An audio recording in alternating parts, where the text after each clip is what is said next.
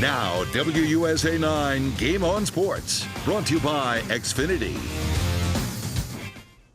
It may be Valentine's Day, but there was no love lost between 20th ranked Virginia Commonwealth and George Washington. Welcome to the Xfinity Center in College Park.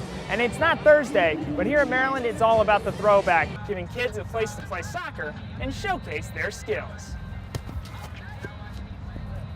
Do you believe in magic? These fans sure do. So what are you guys gonna be for Halloween? I mean, I'm thinking of going as the ghost of Randy Edson's career. You never know who could be behind this mask. And that's part of the fun. Testudo could be anyone.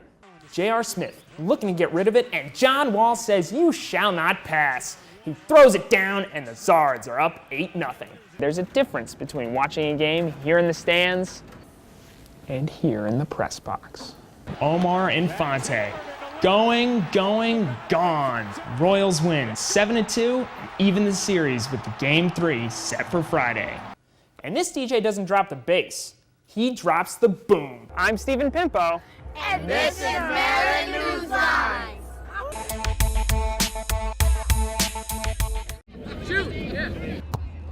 These kids love soccer, but they're even more excited about something else. The U.S. national team is coming.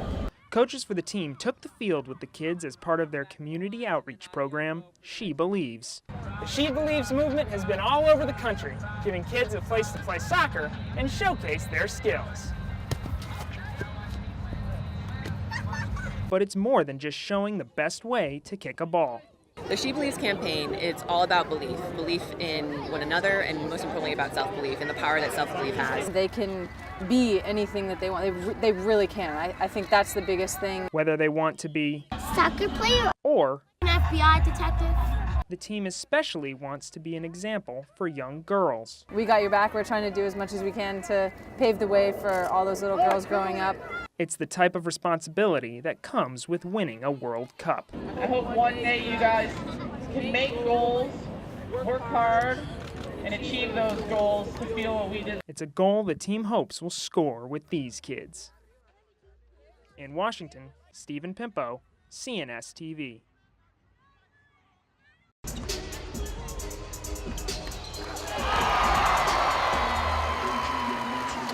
Maryland fans packed the Xfinity Center on Saturday for the latest edition of Maryland Madness, the school's opening celebration for the men's and women's basketball teams. Are you ready to have fun? Terps of all ages showed up in full force to see their favorite players. Diamond, Stone, and Melo Trimble. And get a few autographs. Got a ball signed, I got a shoe. And this year's fans are extra excited. I expect both of these teams to be in the Final Four. I already have my plane tickets for Houston. It's also special for the players. I think it was really great to have so much fan support. They're really loyal, and I think we have the greatest fans in the country. This year's theme was magic, complete with an appearance from Maryland great Walt the Wizard Williams, an actual magician, and a magically themed dance number by both teams. Do you believe in magic? These fans sure do. And with Maryland basketball ranked in the top 3 by multiple sources, magic might just make believers out of many fans. And while this is business as usual for the Maryland women, the men's team now has to live up to some lofty expectations. When I took the job on May 10th, a long time ago, this is what I envisioned for Maryland basketball. For the team, the pressure to do well is a big incentive. When they throw rankings at us, it just makes us work harder. I think our motivation this year is more just behind kind of proving to people that we are as good as they say we are. And confidence like that is why Terps fans think the hype is no illusion. In College Park, Stephen Pimpo, CNS TV. This scene is typical for a day in the life of a 21st century sports reporter. Coach, the passing game the last couple of weeks, where do you see things still not clicking? Quite a change from 1924. That's when the legendary Shirley Povich first put type to paper for the Washington Post. For the next 75 years, he would stand watch over some of the most defining moments in all of sports. And wrote about the great athletes of the century, from Babe Ruth to Cal Ripken. He could just take the magic word and just make them dance off the newspaper. but it's a different world today. There are myriad ways, obviously, in the way that things have changed, the relationship of the media to athletes, the relationship of fans to athletes, what we read, how we read it. And what does your average sports reporter have to know? You get guys on TV that are writing columns. I mean, guys that cover games, you have to do a blog. You got Twitter, you got Facebook, you got all these things. All these new tools mean anyone can be a sports writer. But Povich believed you had to earn your stripes. Those like him still say there's a difference between watching a game here in the stands and here in the press box. When I was at the Post and reporters were sent to cover events, they were sent there as journalists, not fans. Now even that is changing.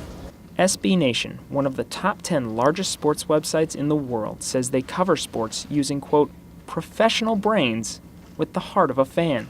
Alex Kirshner, a Maryland student who writes for Testudo Times, SB Nation's Maryland blog, says this only adds to the writing. You can provide information to people and say, you know what, we're Maryland people. This is our school, this is our community, and that kind of, in a way, makes us an authority. And it's not going away. Anything that's out there that promotes sports writing, sports talking, sports journalism, it's good. And the better stuff is going to be consumed and the worst stuff is going to fall by the wayside. So, what might Shirley Povich think of the state of sports reporting today?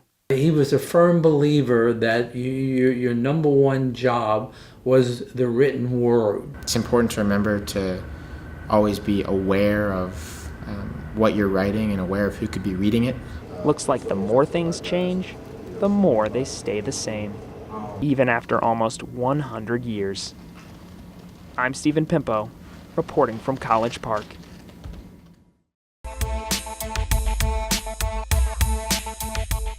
Welcome to the Xfinity Center in College Park. And it's not Thursday, but here at Maryland, it's all about the throwback as the Terrapins, ranked 19th in the country, take on the Indiana Hoosiers, as you can see right behind me. It's a rematch of the 2002 National Championship game, which the Terrapins won famously. And in honor of that game, the team has asked fans to wear their retro gear tonight to support the team of old.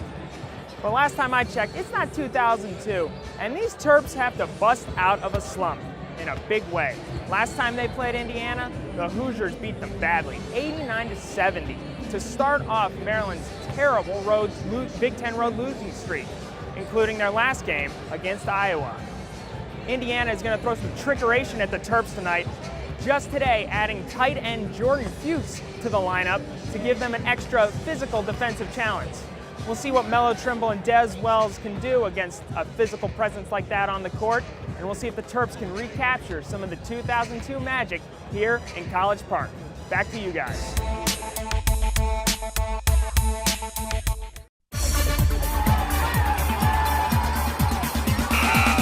We didn't see any white smoke coming from Xfinity Center this morning, but Maryland football has their man. And that man's name is Durkin. That's right, Michigan defensive coordinator DJ Durkin is set to become the 36th head coach in Maryland football history. And this DJ doesn't drop the bass, he drops the boom. Durkin led a defense for the 15th ranked Wolverines that finished 4th in the country in yards allowed and pitched 3 straight shutouts, including one against the Terps in Byrd Stadium. Durkin has coached under both Jim Harbaugh and Urban Meyer and served as Florida's interim head coach in 2014.